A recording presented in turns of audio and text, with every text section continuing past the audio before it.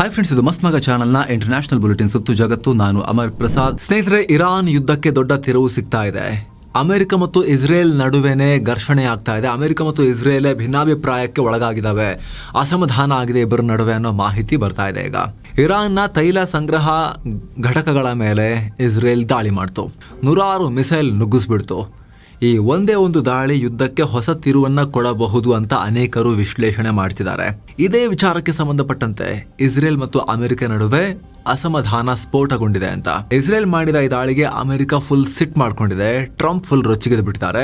ಇದೆಲ್ಲ ಬ್ಯಾಡ್ ಐಡಿಯಾ, ಕೆಟ್ಟ idea, WTF ಅಂತ ಹೇಳಿ ಟ್ರಂಪ್ ಆಕ್ರೋಶ ಹೊರ ಹಾಕಿದಾರಂತೆ. ತೈಲ ಸಂಗ್ರಹಗಾರಗಳ ಮೇಲೆ ದಾಳಿ ಮಾಡೋ ಬಗ್ಗೆ ಇಸ್ರೇಲ್ ನಮಗೆ ಹೇಳಿತ್ತು, ಈ ತರ ಹೊಡಿತೀವಿ ಅಂತ ಹೇಳಿ. ಆದ್ರೆ ಈ ತರ ಇಷ್ಟು ದೊಡ್ಡ ವ್ಯಾಪ್ತಿಯಲ್ಲಿ ಹೊಡಿತಾರೆ, ಇಷ್ಟೊಂದು ಡ್ಯಾಮೇಜ್ ಮಾಡ್ತಾರೆ ಅಂತ ನಾವು ಅನ್ಕೊಂಡೇ ಇರಲಿಲ್ಲ. ಇಸ್ರೇಲ್ ನಮಗೆ ಚೂರು ಹೊಡಿತೀವಿ ಅಂತ ಹೇಳಿ ಆಮೇಲೆ ಏಕಾಏಕಿ 30 ಆಯಿಲ್ ಡೆಪಾಸಿಟ್ಗಳ ಮೇಲೆ ಇರಾನ್ ನಲ್ಲಿ ಮಿಸೈಲ್ ಹಾಕಿಬಿಡ್ತು. ಇದನ್ನು ನೋಡಿ ಅಮೆರಿಕಾಗೇನೆ ಶಾಕ್ ಆಯ್ತು. ತೈಲ ಸಂಗ್ರಹದ ಮೇಲೆ ಇಸ್ರೇಲ್ ದಾಳಿ ಮಾಡಿದ್ದನ್ನ ಇರಾನ್ ತುಂಬಾ ಸೀರಿಯಸ್ ಆಗಿ ತಗೊಂಡಿದೆ.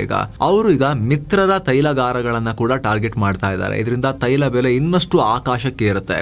ಈ ತರ ಆದ್ರೆ ನಾವೇ ಸಮಸ್ಯೆಗೆ ಸಿಕ್ಕಾಕೊಳ್ತೀವಿ ಅಂತ ಅಮೆರಿಕ ಆಡಳಿತ ಚಿಂತೆಗೀಡಾಗಿದೆ ಅಂತ ಅಮೆರಿಕದ ಪ್ರತಿಷ್ಠಿತ ಆಕ್ಸಿಯೋಸ್ ಮಾಧ್ಯಮ ರಿಪೋರ್ಟ್ ಮಾಡಿದೆ. ಇದರ ಕಾರಣಕ್ಕೆ ಇಸ್ರೇಲ್ ಅಧಿಕಾರಿಗಳಿಗೆ ಅಮೆರಿಕದವರು ಆ ರೀತಿ ಬೈದಿದ್ದಾರಂತೆ.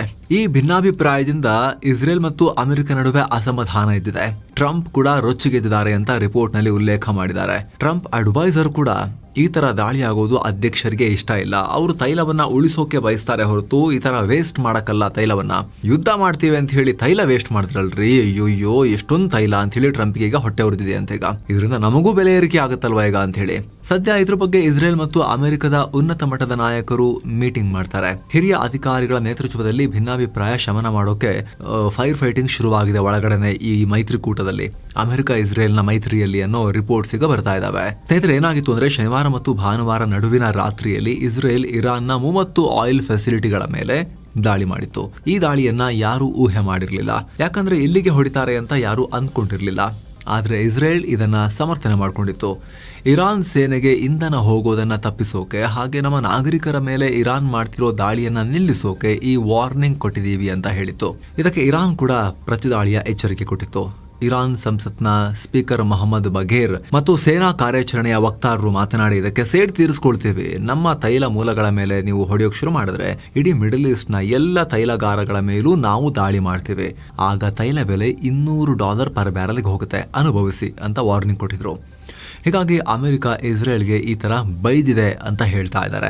ಹಾಗೆ ನೋಡಿದ್ರೆ ಇಸ್ರೇಲ್ ಮತ್ತು ಅಮೆರಿಕ ಶುರು ಮಾಡಿರೋ ಈ ಯುದ್ಧದ ಬಗ್ಗೆ ಅಮೆರಿಕ ಸೇನೆಯಲ್ಲೇ ಸಾಕಷ್ಟು ಅಸಮಾಧಾನ ಇದೆ. ಕೆಲ ದಿನಗಳ ಹಿಂದೆ ನಾವು ಇಸ್ರೇಲ್ಗಾಗಿ ಯುದ್ಧ ಮಾಡಬೇಕಾ ಅಂತ ಅಲ್ಲಿನ ಕೆಲ ಹಿರಿಯ ಸೈನಿಕರೇ ಪ್ರಶ್ನೆ ಕೇಳಿದ್ರು. ಅಮೆರಿಕದ ಜನಸಾಮಾನ್ಯರಲ್ಲೂ ಕೂಡ ಇದ್ರ ಬಗ್ಗೆ ಡಿವೈಡೆಡ್ ಒಪಿನಿಯನ್ ಇದೆ. ಟ್ರಂಪ್ ಆಡಳಿತದ ಈ ಕ್ರಮಕ್ಕೆ, ಇರಾನ್ ಮೇಲಿನ ದಾಳಿಗೆ 4ರಲ್ಲಿ ಒಬ್ಬರಿಗೆ ಮಾತ್ರ ಓಕೆ ಇದೆ. ದೊಡ್ಡ ಪ್ರಮಾಣದ ವಿರೋಧ ಇದೆ ಈ ಯುದ್ಧಕ್ಕೆ ಅಮೆರಿಕ ಎಂಟರ್ ಆಗ್ತಿರೋದಕ್ಕೆ. ಇದರ ನಡುವೆ ಈ ಬೆಳವಣಿಗೆಯಾಗಿದೆ. ಈ ಬೆಳವಣಿಗೆಯಿಂದ ಟ್ರಂಪ್ಗೆ ಬೆಂಕಿ ಬೀಳತ್ತೆ ಬಿಡಕ್ಕೆ. ಯಾಕೆ ಅಂತ ಹೇಳಿದ್ರೆ ಅಮೆರಿಕದ ಜನರಿಗೂ ಕೂಡ ತೈಲ ಬೆಲೆ ಏರಿಕೆಯ ಬಿಸಿ ತಾಗುತ್ತಲ್ವಾ. ನಿಜ, ಅಮೆರಿಕ ನೆಟ್ ಎಕ್ಸ್ಪೋರ್ಟರ್ ನಿಜ. ಹಾಗಂತ ಅವ್ರೀಗ ಜಗತ್ತಿಗೆ ಮಾರಲ್ಲ, ನಾವೇ ಬಳಸ್ತೀವಿ ಅಂತ ಹೇಳಕ್ಕಾಗತ್ತಾ? Open market, free market economy ಅಲ್ಲ ಅವ್ರದ್ದು. ಸೊ ಜಗತ್ತಲ್ಲಿ ರೈಸ್ ಆದ್ರೆ ಆಯಿಲ್ ಪ್ರೈಸ್ ಅಲ್ಲೂ ಕೂಡ ರೈಸ್ ಆಗುತ್ತಲ್ವಾ. ಬಿಸಿ ನಿಧಾನಕಾರು ತಟ್ಟೋಕೆ ಶುರು ಆಗುತ್ತಲ್ವಾ. ಹಾಗಾಗಿ ಟ್ರಂಪ್ಗೆ ಈಗ ಬಹುಶಃ ಏನ್ ಮಾಡಿದೆ ಇಸ್ರೇಲ್, WTF ಅಂತ ಹೇಳೋಣ ಅಂತ ಅನಿಸಿರ್ಬೇಕು. ಇನ್ನು ಈ ತೈಲ ಸಂಗ್ರಹಗಾರಗಳ ಮೇಲೆ ದಾಳಿಯಲ್ಲಾಗಿರೋ ಅನಾಹುತದ ದೃಶ್ಯಗಳು ಎಲ್ಲ ಕಡೆ ವೈರಲ್ ಆಗ್ತವೆ. ಅದರಲ್ಲೂ ಶಾಹರಾನ್ ತೈಲ ಡಿಪೋ ಮೇಲೆ ಆದ ದಾಳಿಯಿಂದ ಅಲ್ಲಿದ್ದ ತೈಲ ರಸ್ತೆಗಳಿಗೆ ಹರಿದು ಮನೆ ಕಟ್ಟಡಗಳಿಗೆಲ್ಲ ಬೆಂಕಿ ಹತ್ಕೊಂಡಿದೆ. ಇದರಿಂದ ಈ ಭಾಗದಲ್ಲಿ ವಿಪರೀತ ವಾಯು ಮಾಲಿನ್ಯ ಉಂಟಾಗಿದ್ದು ಉಸಿರಾಡೋಕ್ಕೂ ಕಷ್ಟ ಆಗ್ತಾ ಇದೆ ಜನರಿಗೆ. ಮನೆಯಿಂದ ಹೊರ ಬರದಂತೆ ಸೂಚನೆ ಕೊಡಲಾಗಿದೆ. ದಾಳಿಯಲ್ಲಿ 4 ಕಾರ್ಮಿಕರು ಮೃತಪಟ್ಟಿದ್ದು ಅನೇಕರು ಆಸ್ಪತ್ರೆ ಸೇರಿದ್ದಾರೆ. ಏನು ಗಲ್ಫ್ ರಾಷ್ಟ್ರಗಳ ಮೇಲೆ ಇರಾನ್ನ ಪ್ರಹಾರ ಕೂಡ ಮುಂದುವರೆದಿದೆ. ಬಹ್ರೇನ್ನ ಬ್ಯಾಪ್ಕೋ ಆಯಿಲ್ ರಿಫೈನರಿ ಮೇಲೆ ಇರಾನ್ ಸ್ಟ್ರೈಕ್ ಮಾಡಿದೆ. ಇದರಿಂದ ರಿಫೈನರಿ ಸುತ್ತ ದಟ್ಟ ಹೊಗೆ ಎದ್ದಿದೆ. ಇತ್ತ ಇರಾಕ್ನ ಎರ್ಬಿಲ್ ಏರ್ಪೋರ್ಟ್ ಬಳಿ ಇರೋ ಅಮೆರಿಕದ ಮಿಲಿಟರಿ ಬೇಸ್ ಮೇಲೂ ಕೂಡ ಇರಾನ್ ಡ್ರೋನ್ ದಾಳಿ ಮಾಡಿದೆ. ಬಾಗ್ದಾದ್ನಲ್ಲಿರುವ ಅಮೆರಿಕದ ಡಿಪ್ಲೊಮ್ಯಾಟಿಕ್ ಫೆಸಿಲಿಟಿ, ರಾಯಭಾರ ಕಚೇರಿ ಮೇಲೂ ಕೂಡ ರಾಕೆಟ್ ಮತ್ತು ಡ್ರೋನ್ಗಳು ಹಾರಿ ಹೋಗಿ ಬಿದ್ದಿವೆ. ಆಗ ಅಲ್ಲಿದ್ದ CRAM ಡಿಫೆನ್ಸ್ ಸಿಸ್ಟಮ್ಗಳು ಅವುಗಳನ್ನ ಇಂಟರ್ಸೆಪ್ಟ್ ಮಾಡಿವೆ ಅಂತ ಇರಾಕ್ ಅಧಿಕಾರಿಗಳು ಹೇಳ್ಕೊಂಡಿದ್ದಾರೆ. ಈ ಕಡೆ ಸೌದಿ ಅರೇಬಿಯಾದ ರಬ್ ಅಲ್ ಖಾಲಿ ಮರುಭೂಮಿಯಲ್ಲಿ ಇರಾನ್ ಕಡೆಯಿಂದ ಹಾರಿ ಬಂದ 4 ಡ್ರೋನ್ಗಳನ್ನ ಹೊಡೆದು ಹಾಕಲಾಗಿದೆ. ಇವುಗಳು ಶೈಬಾ ಆಯಿಲ್ ಫೀಲ್ಡ್ ಮೇಲೆ ದಾಳಿ ಮಾಡೋಕೆ ನುಗ್ತಾ ಇದ್ವು ಅಂತ ಸೌದಿಯ ಸರ್ಕಾರ ಹೇಳಿದೆ. ಹಾಗೆ ಕತರ್ನ ದೋಹಾದಲ್ಲೂ ಕೂಡ ಸಾಕಷ್ಟು ಕಡೆಗಳಲ್ಲಿ ಸ್ಫೋಟದ ಶಬ್ದ ಕೇಳಿಸಿದೆ. ಯುನೈಟೆಡ್ ಅರಬ್ ಎಮಿರೇಟ್ಸ್ನಲ್ಲೂ ಕೂಡ ಇರಾನ್ ಡ್ರೋನ್ ಮತ್ತು ಮಿಸೈಲ್ ಮಳೆ ಸುರಿಸ್ತಾ ಇದೆ. ಅದಕ್ಕೆ ನಮ್ಮ ಏರ್ ಡಿಫೆನ್ಸ್ ಸಿಸ್ಟಮ್ಗಳು ಸರಿಯಾಗಿ ಉತ್ತರವನ್ನು ಕೊಡ್ತಾ ಇದ್ದಾವೆ ಅಂತ ಹೇಳಿ UAE ಹೇಳಿಕೊಂಡಿದೆ. ಇನ್ನು ಸೌದಿಯಲ್ಲಿ ಇರಾನ್ ದಾಳಿ ಹೆಚ್ಚಾಗ್ತಿದ್ದ ಹಾಗೆ ಅಮೆರಿಕ ದೊಡ್ಡ ಹೆಜ್ಜೆ ಇಟ್ಟಿದೆ. ಈ ಕೂಡಲೇ ಸೌದಿಯಲ್ಲಿರುವ ಅಮೆರಿಕದ ರಾಯಭಾರ ಕಚೇರಿಯ ಸಿಬ್ಬಂದಿ ಜಾಗ ಖಾಲಿ ಮಾಡಬೇಕು. ಎಂಬಸಿ ಸಿಬ್ಬಂದಿಯ ಕುಟುಂಬಸ್ಥರು ಕೂಡ ಸೌದಿ ಬಿಟ್ಟು ಬರಬೇಕು ಅಂತ ಹೇಳಿದೆ. ಸೇಫ್ಟಿ ದೃಷ್ಟಿಯಿಂದ ಈ ಕ್ರಮ ತಗೊಳ್ತಾ ಇದ್ದೀವಿ ಅಂತ ಅಮೆರಿಕದ ಸ್ಟೇಟ್ ಡಿಪಾರ್ಟ್ಮೆಂಟ್ ತಿಳಿಸಿದೆ. ಇನ್ನು ಇರಾನ್ ಮಾಡ್ತಿರೋ ಈ ದಾಳಿಗೆ ಸೌದಿ ಮತ್ತು ಕತರ್ ತೀವ್ರ ಆಕ್ರೋಶ ಹೊರಹಾಕಿವೆ. ಕತರ್ ಪ್ರಧಾನಿ Mohammed bin Abdul Rahman Al Thani ಮಾತನಾಡಿ, ಇರಾನ್ ಗಲ್ಫ್ ರಾಷ್ಟ್ರಗಳಿಗೆ ಮೋಸ ಮಾಡಿದೆ. ಇದು ಇರಾನ್ ಮಾಡ್ತಿರೋ ಅತಿ ದೊಡ್ಡ ಮಿಸ್ಟೇಕ್. ಇರಾನ್ ಕೇವಲ ನಮ್ಮ ಪ್ರದೇಶದಲ್ಲಿರುವ ಅಮೆರಿಕದ ಹಿತಾಸಕ್ತಿಗಳ ಮೇಲೆ ಮಾತ್ರ ದಾಳಿ ಮಾಡ್ತಾ ಇಲ್ಲ, ಬದಲಿಗೆ ನಮ್ಮ ನಾಗರಿಕ ಏರಿಯಾಗಳಲ್ಲೂ ಕೂಡ ಇರಾನ್ ದಾಳಿ ಮಾಡ್ತಾ ಇದೆ ಅಂತ ಹೇಳಿ ಖತರ್ ಆರೋಪಿಸಿದೆ. ಈಗ ನಮಗೆ ಬರ್ತಾ ಬರ್ತಾ ಇರಾನ್ ಮೇಲಿರೋ ಭರವಸೆ ಎಲ್ಲ ನಾಶ ಆಗಿ ಹೋಗ್ತಾ ಇದೆ. ಗಲ್ಫ್ ರಾಷ್ಟ್ರಗಳು ಈ ಸಂಘರ್ಷದಲ್ಲಿ ಭಾಗಿಯಾಗಬಾರ್ದು ಅಂತ ನಿರಂತರವಾಗಿ ಪ್ರಯತ್ನ ಪಟ್ಟಿದ್ದೀವಿ. ಆದರೆ ಇರಾನ್ ನಮ್ಮನ್ನ ಯುದ್ಧ ಕೇಳ್ಕೊಂಡು ಹೋಗ್ತಾ ಇದೆ. ನಾವು ಸಂಘರ್ಷಕ್ಕೆ ಇಳಿಯೋದನ್ನು ಅವಾಯ್ಡ್ ಮಾಡೋಕೆ ಆಗ್ತಾ ಇಲ್ಲ, ಕಷ್ಟ ಆಗ್ತಾ ಇದೆ ಅಂಥೇಳಿ ಎನಿ ಟೈಮ್ ಗಲ್ಫ್ ರಾಷ್ಟ್ರಗಳೆಲ್ಲ ಸೇರಿ ಇರಾನ್ ಮೇಲೆ ಯುದ್ಧ ಮಾಡಬಹುದು ಅನ್ನೋ ವಾರ್ನಿಂಗ್ ಕೊಡ್ತಾ ಇದ್ದಾರೆ ಕತರ್ನವರು. ಏನೋ ಮಿಡಲ್ ಈಸ್ಟ್ ಸಂಘರ್ಷ ಭಾರತದ ಸ್ಟಾಕ್ ಮಾರ್ಕೆಟ್ ಮೇಲೂ ಕೂಡ ಬಿರುಗಾಳಿ ಎಬ್ಬಿಸಿದೆ. ಸೆನ್ಸೆಕ್ಸ್ ಮತ್ತು ನಿಫ್ಟಿಯಲ್ಲಿ ಮಹಾ ಪತನ ಆಗಿದೆ. ಹತ್ತತ್ರ 3% ವರೆಗೂ ಕೂಡ ಕ್ರ್ಯಾಶ್. ಸುತ್ತು ಜಗತ್ತು ರೆಕಾರ್ಡ್ ಆಗೋ ಟೈಮ್ನಲ್ಲಿ ಈ ತರ ಇತ್ತು ನೋಡಿ. ಸೆನ್ಸೆಕ್ಸ್ ನ ಸ್ಟೇಟಸ್ ಇದು, ನಿಫ್ಟಿಯ ಸ್ಟೇಟಸ್ ಇದು. ಈ ವಿಡಿಯೋ ನಿಮ್ಮ ಹತ್ರ ಬರಬೇಕಾದ್ರೆ ಮತ್ತಷ್ಟು ಏರುಪೇರು ಆಗಿರ್ಬೋದು. ಇದಕ್ಕೆಲ್ಲ ಮುಖ್ಯ ಕಾರಣ oil prices. Iran, America, Israel ನಡುವಿನ ಹೊಸ ಸಂಘರ್ಷ. ಇರಾನ್ ಬಹ್ರೈನ್ನಲ್ಲಿ ನಾಗರಿಕ ಮೂಲ ಸೌಕರ್ಯಗಳ ಮೇಲೆ ದಾಳಿ ಮಾಡಿತು. ಇಸ್ರೇಲ್ ಇರಾನ್ನ ತೈಲಗಾರದ ಮೇಲೆ ಭೀಕರ ದಾಳಿ ಮಾಡಿದೆ. ಇದರಿಂದ ಸಪ್ಲೈ ಚೈನ್ ನಲ್ಲಿ ಅಡಚಣೆಯುಂಟಾಗಿ ತೀವ್ರ ಕಳವಳ ಶುರುವಾಗಿದೆ. ಇದರ ಎಫೆಕ್ಟ್ ನಿಂದ ಜಾಗತಿಕ ಕಚ್ಚಾ ತೈಲ ಬೆಲೆ 100ರ ಗಡಿ ದಾಟ್ ಹೋಗಿದೆ. Brent crude oil bench mark ನಲ್ಲಿ ಪ್ರತಿ ಬ್ಯಾರಲ್ಗೆ $115.3 ಜಂಪ್ ಆಗಿದೆ. ಆಯಿಲ್ ಬೆಲೆ ಈ ರೀತಿ ಜಾಸ್ತಿ ಆಗ್ತಿದ್ದ ಹಾಗೆ ಜಾಗತಿಕ ಆರ್ಥಿಕತೆಯಲ್ಲಿ ಮಹಾಪತನ ಆಗಿದೆ. ವಿದೇಶಿ ಹೂಡಿಕೆದಾರರು ಕೂಡ ಮಾರ್ಬಿಟ್ಟು ಹೋಗ್ತಾ ಇದ್ದಾರೆ ಭಾರತದಿಂದ. ಮಾರ್ಚ್ ಮೊದಲ ವಾರದಲ್ಲಿ 21,800 ಕೋಟಿ ರೂಪಾಯಿಗೂ ಅಧಿಕ ಹಣವನ್ನು ವಿದೇಶಿ ಹೂಡಿಕೆದಾರರು ಹೊರತೆಗೆದಿದ್ದಾರೆ. ಇದರಿಂದ ಡಾಲರ್ ಮುಂದೆ ರೂಪಾಯಿ ಮೌಲ್ಯವು ಡ್ರಾಪ್ ಆಗ್ತಿದೆ. ಭಾರತದಲ್ಲಿ ವೊಲಾಟಿಲಿಟಿ ಇಂಡೆಕ್ಸ್, ಶೇರ್ ಮಾರ್ಕೆಟ್ನ ಆತಂಕವನ್ನು ಸೂಚಿಸುವ ಇಂಡೆಕ್ಸ್ 24.18% ಜಂಪ್ ಆಗಿದೆ. ಹಾಗಾಗಿ ಬಹಳ ಬೇರಿಶ್ ಸೆಂಟಿಮೆಂಟ್ ಇದೆ. ಇದಕ್ಕೆ ಸಂಬಂಧಪಟ್ಟಂತೆ ಸ್ನೇಹಿತರೆ, ಮುಖ್ಯವಾಗಿ ಆಯಿಲ್ ಪ್ರೈಸ್ ನ ಶಾಕ್ ಗೆ ಸಂಬಂಧಪಟ್ಟಂತೆ ಪ್ರತ್ಯೇಕ ವರದಿ ಡೀಟೇಲ್ ಆಗಿ ಬರ್ತಾ ಇದೆ.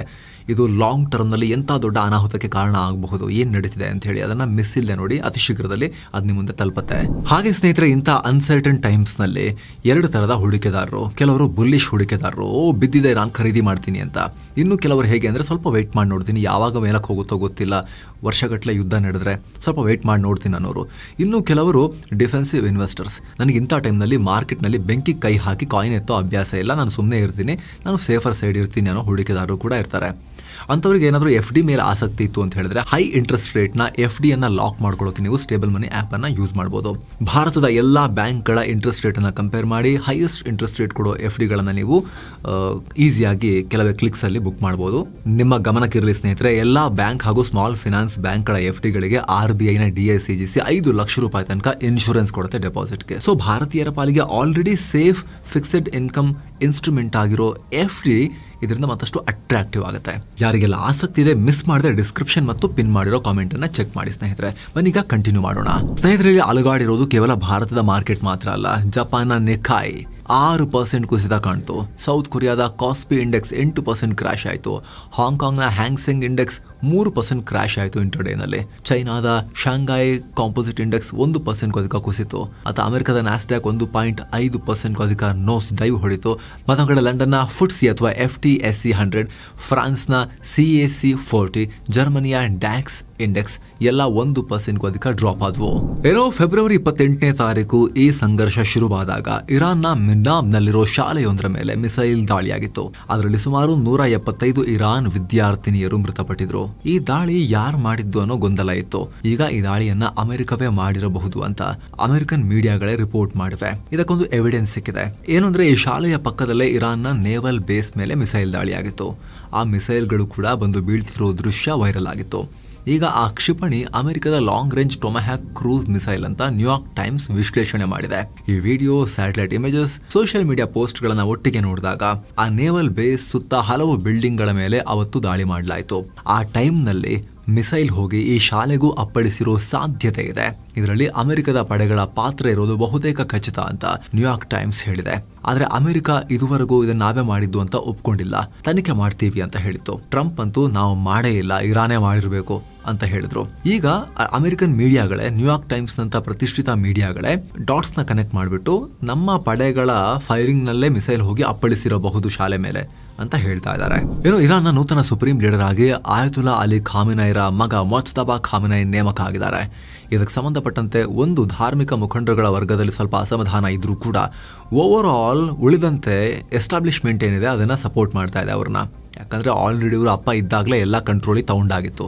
ಸೊ ರಬ್ಬರ್ ಸ್ಟ್ಯಾಂಪ್ಗಳೆಲ್ಲ ಓ ಜೈ ಜೈ ಮೊಜ್ತಬಾ ಖಾಮೆನಿ ಅಂತ ಹೇಳಿದ್ದಾರೆ. ಇರಾನ್ನ ಅಧ್ಯಕ್ಷರು, ಪಾರ್ಲಿಮೆಂಟ್ ಸ್ಪೀಕರ್, IRGC, ಸೇನೆ, ಸಶಸ್ತ್ರ ಪಡೆ, ಬಸೀಜ್ ಪ್ಯಾರಾಮಿಲಿಟರಿ ಪಡೆ, supreme national security council, police, ರಕ್ಷಣಾ ಮತ್ತು ಗುಪ್ತಚರ ಇಲಾಖೆಗಳು ಮೊಜ್ತಬಾಗೆ ಜೈ ಅಂತ ಹೇಳಿದ್ದಾರೆ. ಈ ಮೂಲಕ ಇರಾನ್ ಒಳಗಡೆ ಒಡಕಿಲ್ಲ, ನಾವೆಲ್ಲ ಒಗ್ಗಟ್ಟಾಗಿದ್ದೀವಿ, ಒಟ್ಟಾಗಿ ಅಮೆರಿಕದ ವಿರುದ್ಧ ಫೈಟ್ ಕಂಟಿನ್ಯೂ ಮಾಡ್ತೀವಿ, ನೋಡಿ ಇಲ್ಲಿ ರಿಜಿಮ್ ಚೇಂಜ್ ಎಲ್ಲಿ ಮಾಡಕ್ಕಾಯ್ತು ನಿಮಗೆ ಅನ್ನೋ ಸವಾಲ್ ಹೊಡ್ತಾ ಇದ್ದಾರೆ ಇವರೀಗ. ಏನೋ ಸ್ನೇಹಿತರೆ, ಮೊಜ್ತಬಾ ಖಾಮೆನಿ ಯಾರು, ಇದನ್ನ ಭಯಾನಕ ಹಿನ್ನೆಲೆ ಏನು, ಅದಕ್ಕೆ ಸಂಬಂಧಪಟ್ಟಂತೆ ಅತಿ ಶೀಘ್ರದಲ್ಲಿ ಸ್ಪೆಷಲ್ ರಿಪೋರ್ಟ್ ನಿಮ್ಮ ಮುಂದೆ ಬರುತ್ತೆ.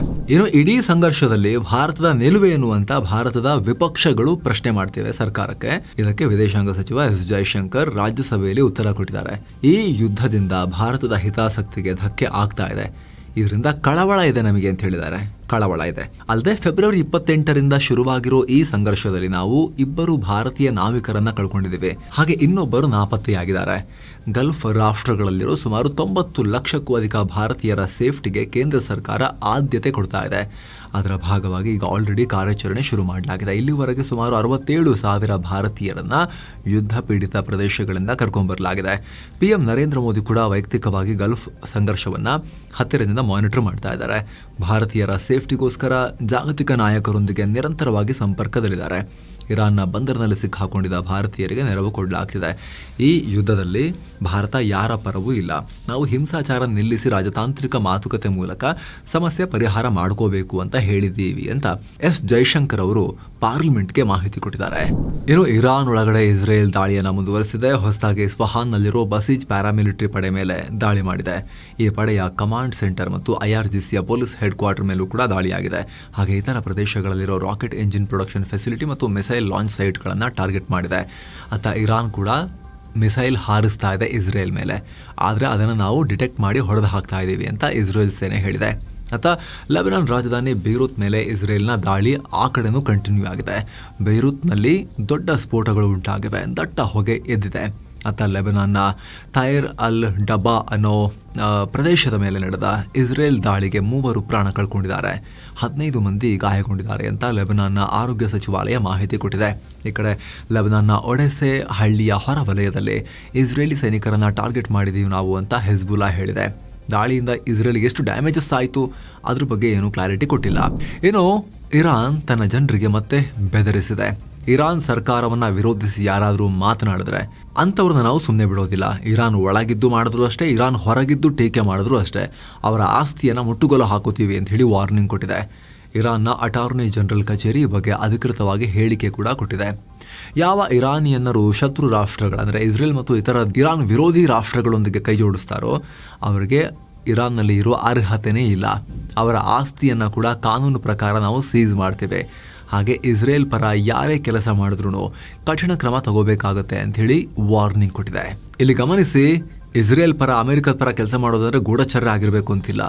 ಕಾಮೆಂಟು ಮಾಡಂಗಿಲ್ಲ, ಮಾತು ಆಡಂಗಿಲ್ಲ, ಖಾಮೆನಿಗಳ ವಿರುದ್ಧ ಏನೋ ಹೇಳಿಕೆನೂ ಕೊಡಂಗಿಲ್ಲ. ಅದು ಇರಾನ್ನಲ್ಲಿ ಅಷ್ಟು ಸ್ಟ್ರಿಕ್ಟ್ ಆಗಿ ಎದುರಾಳಿ ಧ್ವನಿಗಳನ್ನು ಹತ್ತಿಕ್ಕಲಾಗ್ತಾ ಇದೆ.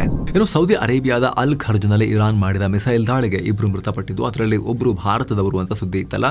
ಸೌದಿಯ ಸಿವಿಲ್ ಡಿಫೆನ್ಸ್ ಏಜೆನ್ಸಿ ಮಾಹಿತಿ ಕೊಟ್ಟಿತ್ತು. ಆದ್ರೀಗ ಭಾರತದ ರಾಯಭಾರ ಕಚೇರಿ, ಸೌದಿಯಲ್ಲಿರೋ ರಾಯಭಾರ ಕಚೇರಿ ಇದಕ್ಕೆ ಕ್ಲಾರಿಟಿ ಕೊಟ್ಟಿದೆ. ಇದರಲ್ಲಿ ಭಾರತದವರು ಯಾರೂ ಇಲ್ಲ, ಬದಲಿಗೆ ಭಾರತೀಯ ಪ್ರಜೆಯೊಬ್ಬರು ಗಾಯಗೊಂಡಿದ್ದಾರೆ, ಅವರಿಗೆ ಚಿಕಿತ್ಸೆ ಕೊಡಲಾಗ್ತಿದೆ. ಈ ವಿಚಾರವಾಗಿ ಸೌದಿ ಅಧಿಕಾರಿಗಳೊಂದಿಗೆ ಟಚ್ ಅಲ್ಲಿದ್ದೀವಿ ಅಂತ ಕ್ಲಾರಿಫಿಕೇಶನ್ ಕೊಟ್ಟಿದೆ. ಏನೋ ಕಳೆದ ವಾರ ಸೌದಿ ಅರೇಬಿಯಾ ಮೇಲೆ ನಡೆದಿದ್ದ ದಾಳಿಯಲ್ಲಿ ತೀವ್ರವಾಗಿ ಗಾಯಗೊಂಡಿದ್ದ ಅಮೆರಿಕನ್ ಸೈನಿಕರೊಬ್ಬರು ಇನ್ನೊಬ್ಬರು ಪ್ರಾಣ ಕಳ್ಕೊಂಡಿದ್ದಾರೆ. ಈಗ ಚಿಕಿತ್ಸೆ ಫಲಕಾರಿಯಾಗಿದೆ. ಈ ಹಿಂದೆ ಕುವೈತ್ನ ಅಮೆರಿಕದ ಸೇನಾ ನೆಲೆ ಮೇಲೆ ದಾಳಿಯಾದಾಗ 6 ಅಮೆರಿಕನ್ ಸೈನಿಕರು ಪ್ರಾಣ ಕಳ್ಕೊಂಡಿದ್ರು.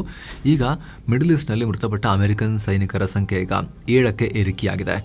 ಪೆಂಟಗನ್ ಕೂಡ ಕನ್ಫರ್ಮ್ ಮಾಡಿದೆ. ಏನು ನ್ಯೂಯಾರ್ಕ್ ಮೇಯರ್ ಝೋಹರನ್ ಮಮ್ದಾನಿ ಅವರ ಮನೆ ಹೊರಗಡೆ ಸ್ಫೋಟಕ ಸಾಧನ ಎಸ್ತಿರೋ ಘಟನೆ ಅಮೆರಿಕದಲ್ಲಿ ತಳಮಳಕ್ಕೆ ಕಾರಣ ಆಗಿದೆ. ಆರಂಭದಲ್ಲಿ ಇದೊಂದು ವಸ್ತುನ ಅಥವಾ ಸ್ಫೋಟಕನ ಅನ್ನೋ ಡೌಟ್ ಇತ್ತು, ಆದರೆ ಇದನ್ನೀಗ ಪೊಲೀಸರು ಚೆಕ್ ಮಾಡಿದಾಗ ನಿಜವಾದ ಸ್ಫೋಟಕ ಅಂತ ಕನ್ಫರ್ಮ್ ಆಗಿದೆ. ನ್ಯೂಯಾರ್ಕ್ನಲ್ಲಿ ಸಾರ್ವಜನಿಕ ಮುಸ್ಲಿಂ ಪ್ರಾರ್ಥನೆ ನಿಷೇಧ ಮಾಡಬೇಕು ಅಂತ ಹೇಳಿ ಪ್ರತಿಭಟನೆ ಆಗ್ತಾ ಇತ್ತು. ಇದಕ್ಕೆ ಇನ್ನೊಂದು ಗುಂಪು ಕೌಂಟರ್ ಕೊಡೋಕೆ ಬಂದು ಗಲಾಟೆಯಾಗಿ 18 ವರ್ಷದ ಅಮೀರ್ ಬಲಾತ್ ಅನ್ನೋ ಯುವಕ ಈ ಸ್ಫೋಟಕವನ್ನು ಎಸ್ತಿದ್ದ. ಇದು ಗಂಭೀರ ಪ್ರಕರಣ ಆಗಿ ಈಗ ಅಲ್ಲಿ ತಿರುವನ್ನ ಪಡ್ಕೊಳ್ತಾ ಇದ್ದು ತನಿಖೆ ಜೋರಾಗಿ ನಡೀತಾ ಇದೆ. ಇನ್ನೊಂದು ಕಡೆ ಮಿಡಲ್ ಈಸ್ಟ್ ನಲ್ಲಿ ಸಂಘರ್ಷ ನಡೆಸ್ತಾ ಇರೋ ಅಮೆರಿಕ ಇನ್ನೊಂದು ಕಡೆ ಪ್ಯಾಸಿಫಿಕ್ ಸಾಗರದಲ್ಲಿ ಅಕ್ರಮ ನಶಾ ವಸ್ತು ಸಾಗಾಣಿಕೆ ಮೇಲೆ ದಾಳಿಯನ್ನ ಕಂಟಿನ್ಯೂ ಮಾಡಿದೆ. ಇದರ ಪರಿಣಾಮ ಇನ್ನೊಂದು ಬೋಟ್ ಮುಳುಗಡೆಯಾಗಿದೆ. 6 ಜನ ಪ್ರಾಣ ಕಳ್ಕೊಂಡಿದ್ದಾರೆ. ನಶಾ ಉಗ್ರರು ಅಂತ ಅಮೆರಿಕ ಯಾವುದೇ ತನಿಖೆನೇ ಇಲ್ಲದೆ ಬೋಟ್ ಮುಳುಗಿಸ್ಬಿಟ್ಟು ಈಗ ಡಿಕ್ಲೇರ್ ಮಾಡಿದೆ. ಸೊ ಫ್ರೆಂಡ್ಸ್, ಇದಾಗಿತ್ತು ಈ ಕ್ಷಣದ ಎಲ್ಲ ಅಪ್ಡೇಟ್ಸ್ ತಲುಪಿಸುವಂತ ಪ್ರಯತ್ನ. ವಿಡಿಯೋ ಕೆಳಗಡೆ ಜಾಯಿನ್ ಬಟನ್ ಇದೆ, ಅದರ ಮೇಲೆ ಕ್ಲಿಕ್ ಮಾಡುವ ಮೂಲಕ ಆಸಕ್ತ ವೀಕ್ಷಕರು ಮಸ್ಮಗ ಪ್ರೀಮಿಯಂ ಮೆಂಬರ್ಸ್ ಆಗ್ಬೋದು. ಆಗ ಎಲ್ಲ ಮೆಂಬರ್ ಓನ್ಲಿ ವೀಡಿಯೋಸನ್ನು ನೋಡೋಕೆ ಶುರು ಮಾಡ್ಬೋದು. ಅದಕ್ಕಿಂತ ಹೆಚ್ಚಾಗಿ ನೀವು ನಮ್ಮ ತಂಡಕ್ಕೆ ಸಪೋರ್ಟ್ ಮಾಡಿದ ಹಾಗೂ ಕೂಡ ಆಗುತ್ತೆ. ಆಸಕ್ತ ವೀಕ್ಷಕರು ಚೆಕ್ ಮಾಡಿ ವಿಡಿಯೋ ಕೆಳಗಡೆ ಜಾಯಿನ್ ಬಟನ್. ಮತ್ತೆ ಭೇಟಿ ಆಗ್ತಿರೋಣ ಸ್ನೇಹಿತರೆ. ನಮಸ್ತೆ.